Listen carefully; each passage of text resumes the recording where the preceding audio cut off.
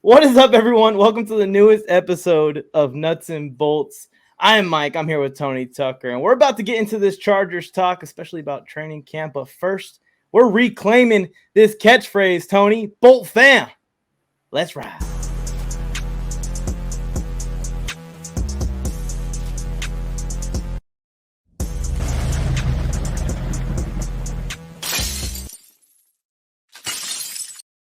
And we got a new intro. Thanks to Tony Tucker. Tony, beautiful intro you created there. Thank you. Breaking glass, not for emergency, just for fun. It's everything right now is through the roof with excitement, optimism, anticipation. I'm going back to camp on Friday, bringing out the whole family this time. Gonna go jump in the ocean afterwards. It'll be fun. We are recording this on a Wednesday. It is being released on a Friday, so all of the stuff you hear might not be 100% up to date on what's going on, but we appreciate you coming in here. The subs are going up, the interaction, the comments, the good vibes here for Nuts and Bolts. We appreciate it, and we just want to continue interacting and supporting the Bolt fam with you. Speaking of which, like this video and subscribe real quick before we go any further. We're going to be talking about training camp today. We got some clips pulled up. Like Tony was saying, this is a pre-recorded episode. So we're up until Wednesday. I believe it's day 7 or 8 total of camp. So we're up until then. A lot has been going on in camp, and we have a lot to talk about. So we're going to jump right in. Starting off, Tony, with the fans at camp. Holy smokes. There has been a great turnout, and every single clip that I see, those bleachers that we sat in a couple days ago are loaded with Chargers fans, or SJDs at the fence, just Chargers fans going nuts, and he's hyping them up. Whatever we got to do, the fans are showing out, and I'm hoping that carries into the preseason and into the regular season. Real quick, any more thoughts? More praise for our Bull family right now. I want to say that it is a glorious sight to see on all these videos, all the national attention it's getting. And then it's like, when I think about how cool this moment was, I was very bummed that I didn't get tickets to the Sunday night practice, right? I was excited. The family were going to go do the beach day that day during the day, then hit practice on the way home. And I just sent out a tweet about it. And like 5 people reached out and they were like, hey, I got tickets. I can't use them. How many do you need? What's going on? And I had already changed my plans, but it was just so nice to see everybody being like, oh, we got you. We got your back, because that's what kind of community that's going on here. Is they're like, oh, we see a Bolt fan member in need. Let's get him tickets so that he can get out there and support the team, because we're not there. It made me happy. It made me feel like this is a legit, good, positive vibe community. Yeah, and that's what drew me to becoming a Chargers fan in the first place when I was a kid, man. It's just the vibe of the Chargers. Of course, Danny Thompson and Phillip Rivers had a lot to do with it, but the more and more I dug deeper and the more times I was able to take trips down to San Diego and stuff like that, I just felt more in the right place. I felt like I was at home with my Bolt fam nation, as you would say. And Chargers fans just kind of have that vibe that I rock with, and it's a beautiful thing. And now that we have a great team, we're getting it even closer, and I can feel it. I get messages all the time. People tuning into the lives from the Chargers family. The Diehard Bolt Club is doing a great job this offseason. I mean, it's beautiful to see this fan base really blossoming and being proud of this team. Number 10 has a lot to do with it. Brandon Staley has a lot to do with it. It's a great time. Even Tom Telesco. Tom Telesco saw the Diehard Bolt Club crew at the fence and put on one of their T-shirts at practice the other day. I mean, it is getting tighter and tighter, and I love to see it. I love to see it. Yeah. He had a great sit down with Money and Chris on the Chargers Weekly podcast. It's been great. The Guilty as Charged guys have been out there. Tyler, for sure, got awesome video of Khalil and Rashawn going head-to-head, which was fantastic. Jen Mills has been out there supporting. I think I've seen some great stuff from the guys at Chargers Unleashed. Like, everybody's out there and just feeding into the optimism and anticipation. And that's really all we have as fans at this time. It's just all of that, just that thought in your head, 13-4, winning the division, sweeping the division. That's what we're looking at right now. And I got those first 2 weeks on the mind, man. If we can come out of those first 2 weeks at 2-0, I am going to be even more shot out of a cannon this season as far as my fandom goes. I'm going to be going nuts, Tony, if we come out of those first 2 weeks 2-0. I am probably going to be obnoxiously yelling at the rooftops about the Chargers. All right, we got a lot to talk about. I got a long list here, so let's go ahead and get into this.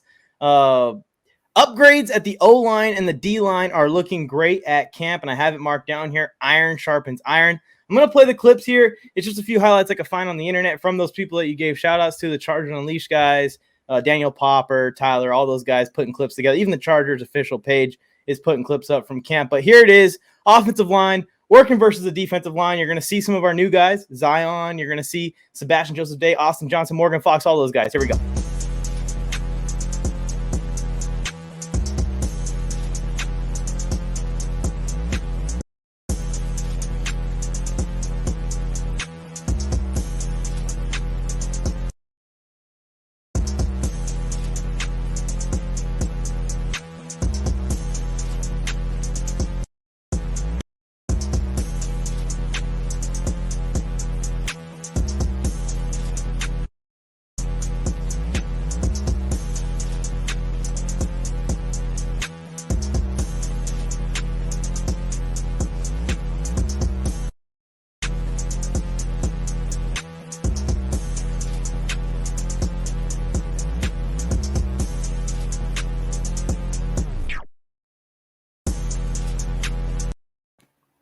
And that's just what I was able to grab. There's a lot more from camp out there if you guys want to just search the internet for it. But really, the highlight I'm trying to say here, and the catchphrase that's going around is iron sharpens iron.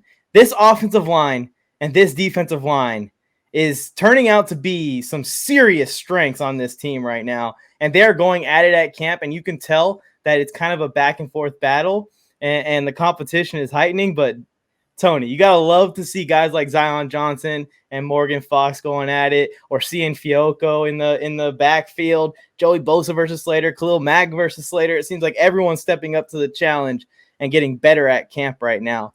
It's exciting to see, because last year, obviously, our O-line on one half of it suffered some injuries and was a little bit weaker, and our D-line on the other side was maybe a little bit weaker away from Joey Bosa. And now we kind of see how complete and how many guys are actually on it. Your thoughts on the O-line and D-line at camp right now? They're going nuts. I love to see that. I love the competition, just people who want to be great on both sides. It's opposing forces, and it comes together, just the eruption of talent, the upgrades and ability that are going on. I would like everybody who's still watching at this time to go ahead and comment their favorite moment video that they've seen at camp. I'm sure we're going to get some more that are going to be rolling in here. But from that, just that clip that you showed, two moments. One, Fehoko looks so strong, right? Mm-hmm. Like he's so focused and so positive about where he is. And I really, really, really am rooting for him to make the team. And I know a lot of Chargers fans are. Tillery's taken some strays in the comments over on Twitter, but I am rooting for Fehoko. And then number two, SJD at the sidelines doing that game that you play with like kids, right? But it's so exciting where it's like, you know, like you're just going and everybody's in on it.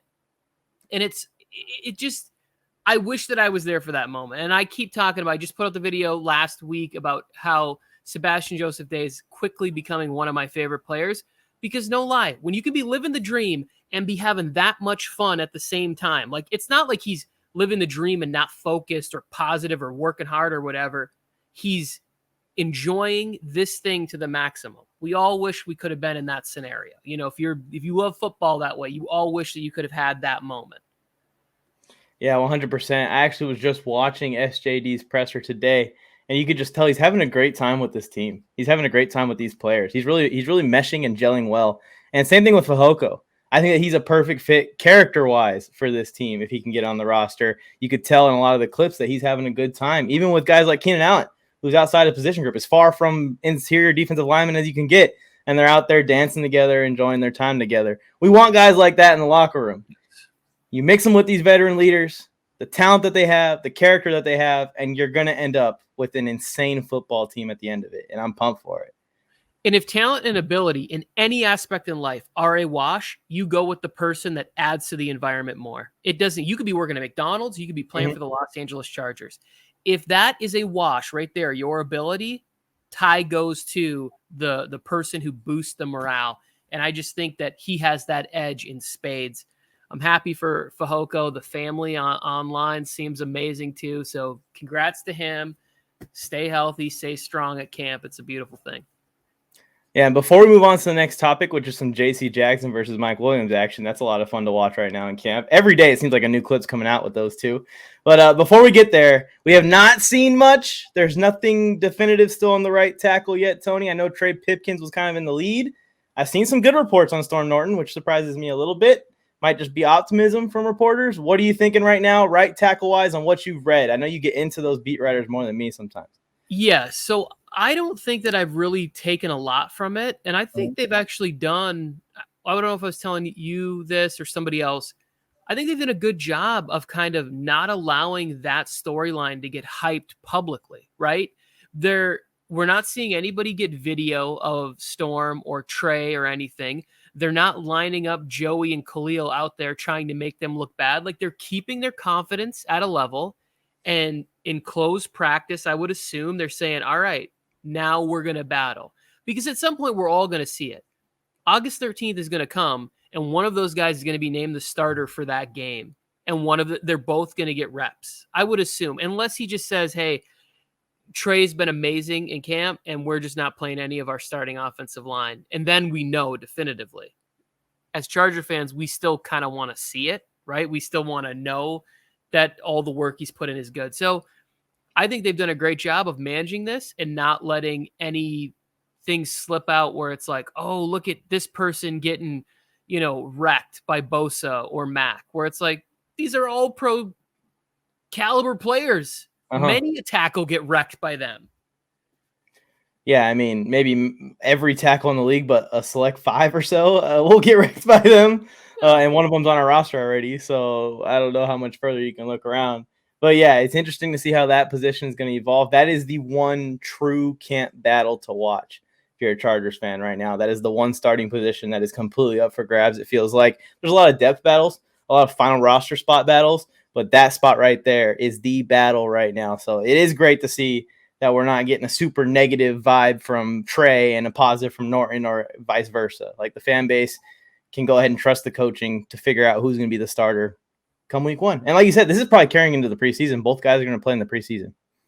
Yeah, I would think so. I mean, I don't know why you wouldn't. You definitely want them to get reps. You want them to build confidence. Like, even if they aren't playing next to Zion, like, I wouldn't even mind seeing Zion get some reps, even though I have zero worries about how he's going to perform. I think he's going to be solid. I think there will be some rookie mistakes, maybe some missed assignments on, pulling, or, maybe he gets a little over anxious and he's, early upfield on a couple of plays like that. Like, there will be learning curve to that position, but I just want to see it. It does. I'm excited, Mike. Like, I can barely even form properly worded sentences. And Zion is turning heads. That's a whole other topic. Every single person who has talked about Zion Johnson, fan or not fan, coaches, players, every time I see someone with a microphone and a podium and they ask about Zion Johnson,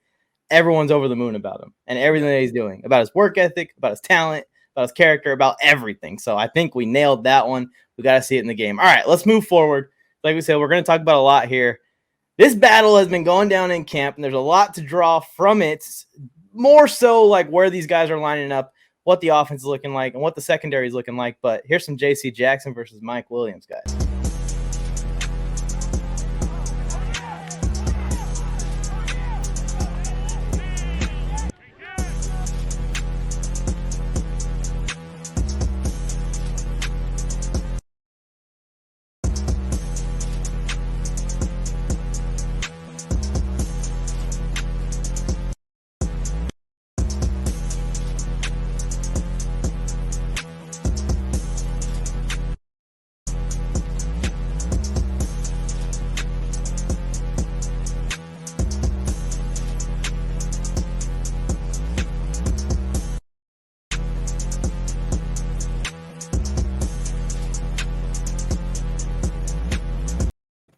I love it.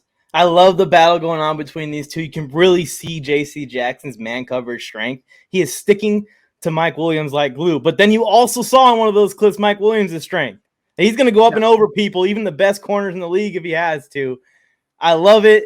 I think the biggest thing that I'm drawing from this is that J.C. Jackson's following wide receiver 1 in the offense around, and that it looks like Mike Williams is lining up at wide receiver 1. But Tony, what's your thoughts on seeing these clips and seeing JC thriving at camp right now? My confidence was high, and then it went higher with JC. The more you see him out there, I think the other thing with Mike is I don't necessarily want to see many more of the big guy coming down on the hip that hard. Like that kind of makes me feel like we already know where the concentration and eye level is at. I'd like to see more of those ones where he seems to be getting taken advantage of is like maybe, and obviously like, I don't know 100% about what I'm saying, is finding ways to flatten off that route more when he's come like on the crosser there so that the DB can't get his hand inside. Mike's 6'4".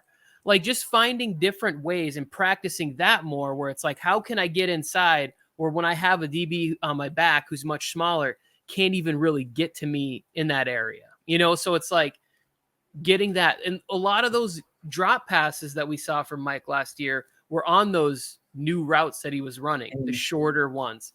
He's the best deep ball receiver. Go up and get it. But he got paid. He's happy. I think that we are about to see, top 5, top 7 season from Mike Williams this year. Yeah, barring that he's healthy, I agree with you. I think he's set to have an explosion. There's even some more developments, and we're going to talk about it more because we're going to talk about Josh Palmer. But I think Josh Palmer has kind of moved Keenan Allen to the slot in a good way. Like we have a third option at wide receiver, so we can feel confident moving Keenan inside.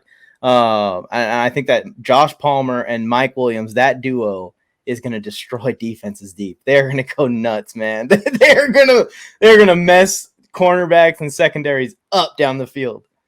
And the other thing too is Guyton, right? So like one thing is like if Guyton isn't a starter, he's also almost has like a little more value, right? Because now he's coming in on a play 4 or 5 snaps into the game. Well, these DBs have already been running and he's fresh and he just gets like a little out and up and he's going to have that little extra energy, that little extra burst that he's been out there, not blocking or running, just ready to go. Pure adrenaline his first play, and you got a guy who can throw the ball 85 yards in a windstorm from his knees while being sacked.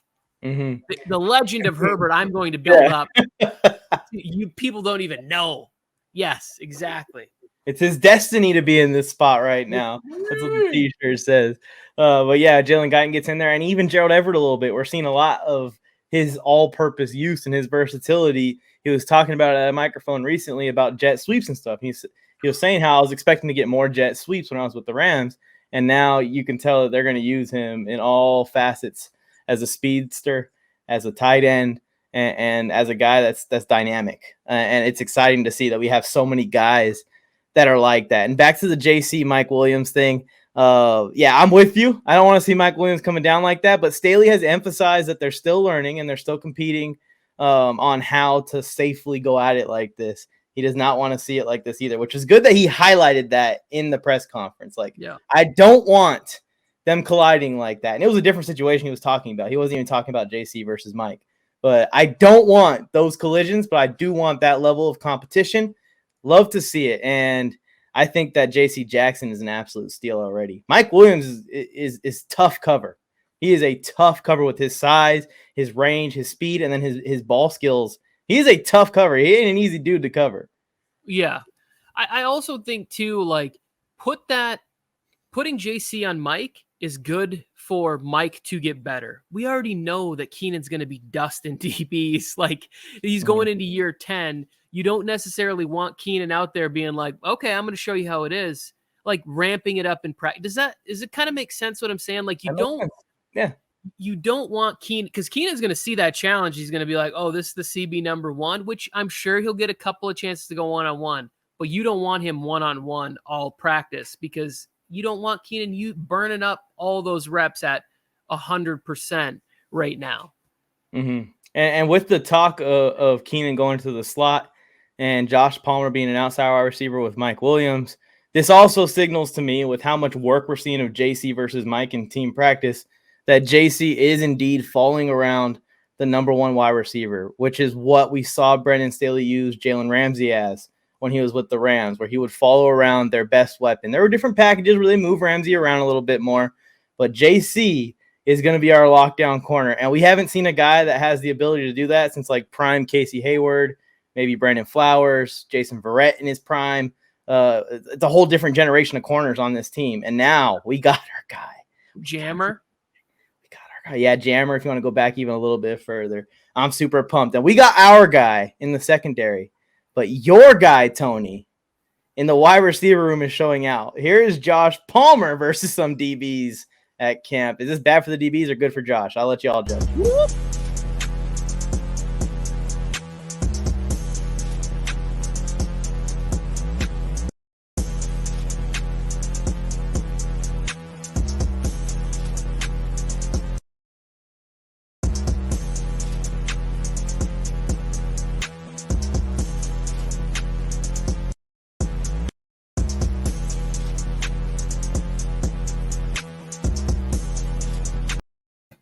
He's violating ASJ out there. He looks nasty, Tony, and it's beautiful. You see him on that last clip. He's going up for a jump ball with a smaller DB, and he boxes him out, just like you were talking about earlier. Doesn't commit pass interference, but gives enough space to just easily catch the ball and go for a touchdown. Josh Palmer is cooking in camp, and reports are that no DB is stepping up to him and stopping him right now. Tony, you got to be absolutely thrilled. You're the only person on the planet that is not Josh Palmer's mom that has his jersey right now. Yes, I believe that to be true. I have not seen anybody else sporting their Josh Palmer jersey. So am I first? Yes. It's his in-air adjustment on the football is so spectacular. It's so smooth. Like, he still appears to be going at his top speed while adjusting and focusing, and the hands are so strong and they seem so sturdy and reliable. It's like, this is exactly what you want. He's coming into year 2. He gets to be coached up by Keenan, and he's not going to get double teams because you have Mike Williams, you have Keenan, and you have Justin Herbert delivering the football. He's in a perfect position to just slowly come into the league. Like, I don't really think, let me go back and I'll just say this. It's something I've been sitting on in my brain. Davante Adams was always Davante Adams, but ahead of him for a while was Greg Jennings and Jordy Nelson, right? And then you get there. Am I saying that Josh Palmer is Davante Adams level? Low key, yes, I am. But really, like, Davante Adams is a Hall of Famer. But it's that sort of talent that is waiting in the wings. And if you can already see it, you already know. We already know. Like, I feel strongly about this. I felt strongly about this last year, and I feel even better about it this year. 1, quarterback. 2, the kid has a great personality and work ethic and everything and just seems to be focused. I really root for this young man to just be all-time level. I think he's fantastic. Yeah, he displayed in camp last year and in a lot of games last year as well how dynamic he is. He's kind of an all-around wide receiver. Yeah, his strength is probably going to be stretching the ball down the field and going up and over guys. But he's showing how complete he is as a route runner, and he's improving a ton as a route runner. And like you said, Keenan Allen probably has a lot to do with it. And if Josh Palmer really emerges, right, and he is our wide receiver 3, Jalen Guyton's more of a just push the ball down the field, try and take the safeties out of the play the best you can. Josh Palmer is a legitimate threat to stop in the middle of his route while he's running it up the sideline and make a play on the ball if he needs to. But if Josh Palmer can be a legit outside option, all this talk and news of Keenan Allen working out the slot majority of camp, it's going to change our offense a little bit in a good way, because now you have 2 guys that are attacking the sidelines and putting stress on the corners and safeties in Josh Palmer and Mike Williams. And Keenan Allen's on the inside working with slot corners and linebackers. And Austin Eckler's coming out the backfield, by the way, just a little cherry on top that you got to worry about a freaking bowling ball coming at you. That's a human-sized bowling ball. So what do you do if you're a defense? There's no defense in the league that can handle this. And Gerald Everett, right? Yes. Which you mentioned it. I was very excited, jumped on Twitter right away talking about him doing jet sweeps. And then Gerald Everett said LeBron James is playing tight end and Donald Parham in that interview. It's like, I just look around at all of the opportunities and possibilities and whatever, that the offense, and it's going to be such an amazing season. Yeah, we talked about it last week. We compared it to the flying V in the Mighty Ducks movie, like a bunch of skaters just flying down ice. It's exactly what they're going to be doing, but they're attacking every single part of the field at the same time. And Justin Herbert's the trigger man, so he's going to be able to exploit the weakness on every play. And that's really something that Herbert can take that next leap to, like that Tom Brady, Peyton Manning level, is when he starts identifying these mismatches and starts hitting them every time. It's like, okay, we got Keenan inside. Bam. Oh, you're going to one-on-one with Mike now because we just hit Keenan. Bam. Oh, you guys are backing way off now. Here it is to Austin Eckler. I mean, we're going to see all guns a-blazing. Full attack from the offense. I'm pumped for it. All right, bottom of the show here. I had this list here. Well, first of all, news. Drew Tranquill groin injury. Scared us a little bit when we saw the news break, but it's a relief to learn that it's not expected to be a serious injury. Just going to hold him out for a little bit of camp. I don't think he was planning on playing in the preseason too much anyways, maybe a little bit. But, yeah, not that serious. Good to hear about Drew Tranquill. But speaking of injuries, we've noticed that Brandon Staley's doing a great job of load management. And we've talked about it off the air a ton. We haven't talked about on the air enough. Like, for example, I believe at today's practice, veterans like Joey Bosa didn't practice today. And they're still there. They're still learning. They're still being a part of the team. They're still building those bonds. But they don't necessarily need to put any more tread on those tires because Joey Bosa is such a good player. We just don't need to do it. Even DeAndre Hopkins. Well, not DeAndre Hopkins. Dustin Hopkins. They had him on. They had him on ice today. Like, you don't need to kick a million balls in camp and go into the season already with a little bit of fatigue. I love seeing that. What's your thoughts on that? I know you love seeing it as well. Yeah, for me, it is just as important to keep the mind strong and fresh as it is the body, right? Like, you sometimes have to tell people when to sort of throttle down, because if you just say, all right, we're going out to practice, they will continue to do that. And you can't really take the inventory of how you're going to be feeling better in weeks 13 through the Super Bowl. But you know that, like, if at the beginning of this journey, you're starting to already take inventory of, like, hey, we had a tough practice yesterday. You did all these things. Just be here, be engaged, be in the moment, and do that. I get it. Guys that are fighting for special teams, bottom of the roster spots, you want that out there. And you also want to pull those guys back and say, hey, all the chips that are protected are off to the side. Now you guys have free reign to really get out here and make some noise. I want to hear some pads cracking. I want to hear some things going on, because we've removed the chess piece. We've removed the important, red jersey players, even if they're not technically in a red off limits jersey.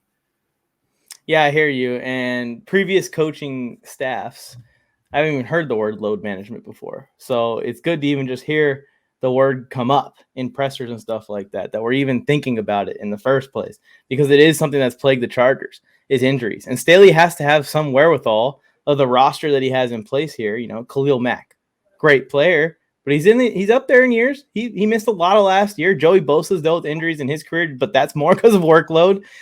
Mike Williams has dealt with injuries in his career. Keenan Allen has dealt with injuries in his career, and you can even continue this on to the line and stuff. So you want to make sure that the team is healthy heading into the season, so that way we have the best chance of winning as many games as we can, especially at the beginning of the season when we had the whole team together. Injuries are going to happen. We're going to miss guys for games. It's going to happen. But the way that they're approaching it now gives us our best shot at keeping as many players healthy throughout the entire year. And I love to see it. I don't know if Tony, we've already seen some camp injuries. And we don't want to see that. Ryan Jensen, Buccaneers lost him for the whole season already. Tim Patrick lost him. That's a big piece of the Broncos offense gone. So don't want any of that to happen in camp. We lost Derwin in camp a couple years ago. Yeah. I root for everybody on all facets to be ready to go and healthy. I want to say on the opposite end, I'm hearing a lot of nice things about Mark Webb. Mhm. And that's exciting because I do think he's going to be playing in the preseason. And there was anticipation for last year. And even in who was it? Nas was at the mic, and he was like, "That boy healthy." There was some pretty funny memes going on about that. But it would be nice to see him get out there and contribute. Yeah, I can't wait to see him out there as well. Yeah, anything else, Tony, you want to talk about? I got a couple things in the list here. We got Dean Leonard, who started off really hot. Damon Lloyd, linebacker position, is looking good as an underrated guy. Nas, lots of great stuff on Nas. Everyone is saying that Nas is having his best camp so far of his career. Great to see. Even someone said that he's showing flashes of what they drafted him for, and that's being a ball hawk, something that he hasn't been able to do very successfully. He's made plays, but it's not been the interceptions that we expected out of Nas when we drafted him. I like hearing that, because if we got someone good in the middle of the field, we really can move Derwin around. We don't have to stress about him always being deep in coverage. Yeah, I think that was sort of the transition I wanted to go to was Nas, because I believe it was reported in back-to-back days intercepting Herbert in practice, right? Mm-hmm. Like that's big. I look at Nas as almost a bonus to like not if he plays the same way he played last year, it was good. But if he takes that leap and he starts completing some of these takeaway plays, it could be over, Mike. We could be looking at number 1 defense in the NFL, because the layers at which you will be able to have playmakers on the defense will be amazing. And even if you get, a couple of bumps, bruises, a couple of weeks off in the season for, soft tissue injuries or, concussion or whatever it is, you just start seeing the depth where you're like, oh, it's unstoppable. It doesn't matter. Next man up is a stud too. Like that's what makes great teams great teams. All those years, the Steelers were good, Packers, Patriots, whatever you looked at, you were like, oh, how is it the next guy on their team could be a starter on like 28 other teams? And that's what I think we're dealing with this season. Which, yeah, it's something special on this team is the depth. Yeah, and I keep comparing back to that Rams team a couple years ago that Staley led to the number 1 defense as a defensive coordinator. But really what made that team, they had Jalen Ramsey, they had Aaron Donald, they had everything. But what took that defense to the next level was John Johnson. And if Nas can do something similar to what John Johnson did for those Rams teams, he doesn't even need to be as good as John Johnson, but just kind of give a similar production to what John Johnson was doing. Yeah, that takes us to the next level. And there's a bunch of guys that could take that leap, that could take us to that next level. Asante Samuel Jr. being one of them. Maybe if JT Woods, later on down the season gets in there and gets a few more reps, maybe he's the guy that takes us to the next level. But it feels like we got our sure things. And Derwin, Khalil Mack, Sebastian Joseph Day, like these guys are going to come out and they're going to show out. And if we have any breakouts, like a Kaiser White last year, it is just cherry on top of the cake. Yeah, it really, if you look at last year's team, I think one of the things that held it back was there was no other players that took that next real leap. Nwosu didn't really take that leap as the pass rusher. Kenneth Murray didn't take that leap as the middle linebacker necessarily. Nas didn't take that leap. But instead of, they kind of skipped it this year. They're like, we ain't waiting on any more leap. We're not going to wait on Chris Rumpf to match Bosa in his prime. We're just going to go trade for Khalil Mack. We're not going to wait for Asante to surpass. We're going to go get J.C. Jackson.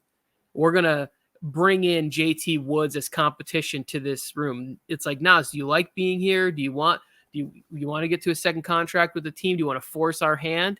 We're going to bring in competition in J.T. Woods, and we still have other players that we drafted that are being developed in the system. So you have to. And I think one of the things Nas said was just learning how to slow down his game speed in his head, because he just wants to go 100% all the time. But there's strategy built into whatever his ability matched with the system is, and finding ways to link those two things together can unlock another level for him. Very excited for Nas there. I want to say one quick thing about the defensive line. I think that Austin Johnson and Sebastian Joseph Day have a chance to just be absolute game wreckers. If you can bring pressure to the outside, the one safe space these quarterbacks are going to feel is stepping up in that pocket, and you're getting one of these two giant men right there.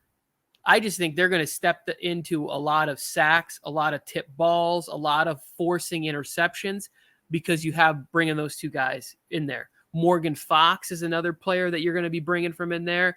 Fehoko looks to be pretty strong. Maybe these guys in the center, where it was a weakness last year as far as the run game, maybe this year it's not the same. It's not the same business. Yeah, I think that we're going to see a couple sacks from our interior guys in week 1. And then the league will obviously catch on, and they'll find ways to adjust, and we'll see less. D tackles won't get as many sacks as edge rushers. But I think that Derek Carr, Russell Wilson, Patrick Mahomes, when they feel that pressure on the outside, they have the poise to extend the play by stepping up into the pocket. And that's what they're going to try and do when Bosa and Khalil Mack are coming around the edges. And if we got two guys sitting there waiting for them, where are you going to go, Patty? You just have to start running in circles again, motherfucker. I mean, what are you going to do? Well, it'll be interesting, too, to see, how much Rumph takes into year 2, right? And how much he's learning being around Khalil Mack, being around Kyle Van Noy, Joey Bosa for another year, getting bigger, stronger, and smarter. Does he need to be Pro Bowl, all-pro level? No. But if he can give you 5-6 sacks off the edge coming in, those are great numbers. Like I believe the sack total, just based on opportunity from the offense giving the defense leads, that sack number is going to go way up as a team total this year. We're going to have a crazy amount of sacks. We're definitely going to have a crazy amount of QB pressures. I cannot wait for the season. I think that's it for this week, Tony. You got anything else? I don't. I might try and go live from camp on Friday. Like just go on YouTube and just hit the go live button and just record and just sort of talk over it and see how that works out. It could be a complete fail. It could be fun. It could be, who knows what it's going to be. But again, we appreciate everybody and we're looking forward to the season. Oh yeah, it's going to be a good time. I'm going to be in Ohio this weekend. That's why we're pre-recording this video. But on the other side of that, we're going to be live every Friday night once again, guys. So next Friday, make sure you're subscribed to the channel with notifications on. We're going to be right back here with more camp talk, I'm sure. But we're going to be approaching those scrimmages. Those scrimmages are coming up, and they are coming up quick. The 17th, right, with the Cowboys? Yeah, we'll be back next Friday. Preseason game, the 13th. Yeah, we'll be talking about that on the 13th.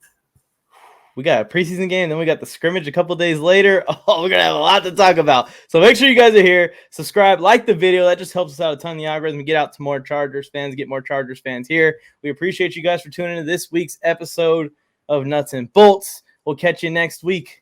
It's our destiny, guys. This is the year. This is the year. Bolt up. Let's ride. Bolt fam, let's ride.